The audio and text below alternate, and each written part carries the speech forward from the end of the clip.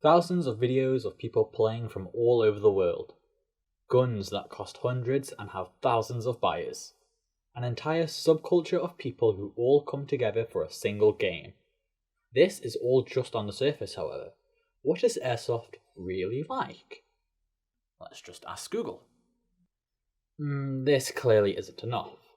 So, rather than asking Google, we decided to go to the Sierra 2 Siege project in Stoke-on-Trent, Hanley to ask real airsofters what airsoft is and get the answer to some crucial questions that can help the average Joe understand this amazingly fun sport.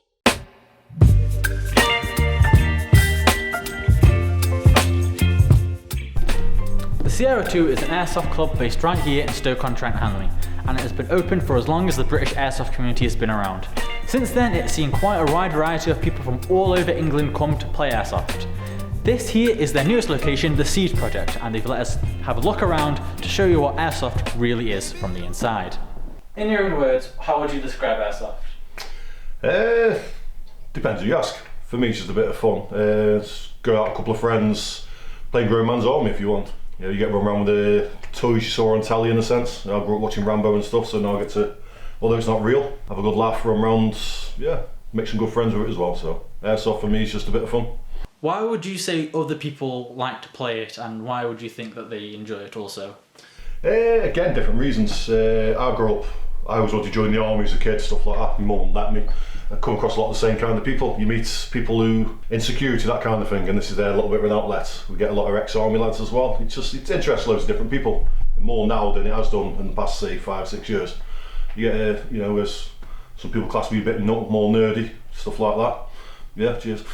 Where would you say are the most popular places people often go to play? Indoors, outdoors, backyard? Indoors is a bit of a niche. Indoors can be quite close, quite painful, quite intense. It's CQB, so you can walk around the corner, bump into somebody and potentially get shot. So your heart's always going, it's a lot more adrenaline. I personally like playing outdoors, as it sounds. I like doing this sort of sniper roll and dress up as a tree, go and hide.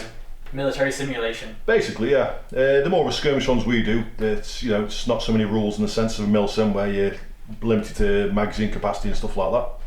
It's called Airsoft, but it isn't exactly soft, is it? Right, I'm ready. I'm ready!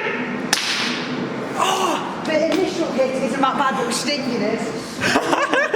That's not as bad as the stinging there. Why is it called Airsoft? That you'd have to ask. I think it's the Chinese or Thailand or something that actually come and invented this. Yeah, it's the Japan, 1970s I think it was. I think about, 70s, yeah. That's really good. I think it's just because it's air propelled. Round projectile on the cushion of air. I mean, that's where the air bit comes in the soft.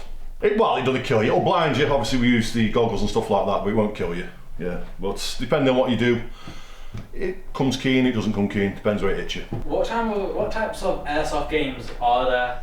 These days more now, with your Call of Duties and things like that, a lot of the games seem to be based around that, so you do your kill confirms, your domination type matches, things like that. When you go on the outdoors, same kind of thing, you'll do like a pushback thing where you start in one area and you have to push your team out and move them along, progress them. It's a lot of things, like say your milsims are very story based, like you get a lot of your LARPers into that kind of thing.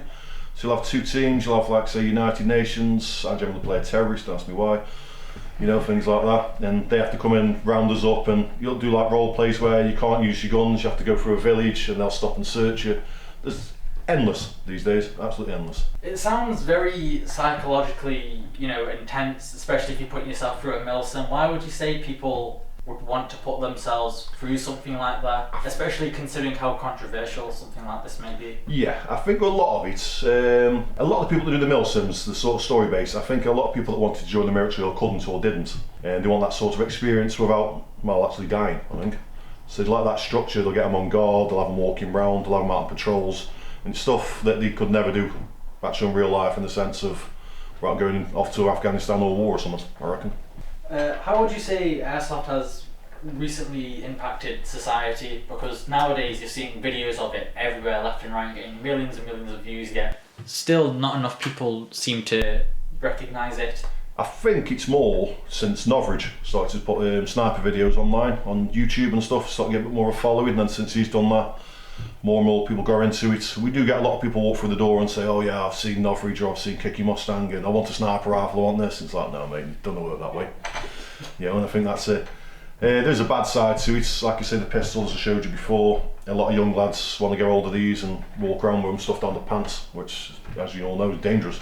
And that has a bad impact on society, because now you walk around with replica firearms, they don't fire, but people don't know that. How would you recommend people get into it? Is it hard? Is it easy to get into? Because as you said before, it doesn't work in the sense of pick up a sniper, go be Nosbridge. No, I reckon go to your local field, speak to people first before you go out buying kit.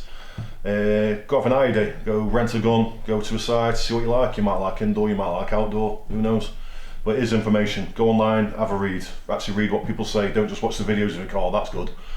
Like I say, Northridge, Mustang and all them, they'll put a 10-minute video on from an 8-hour day of all the good shots they've done. I'll guarantee I sat in the bush for 20-30 minutes waiting for someone walked past me and got bored.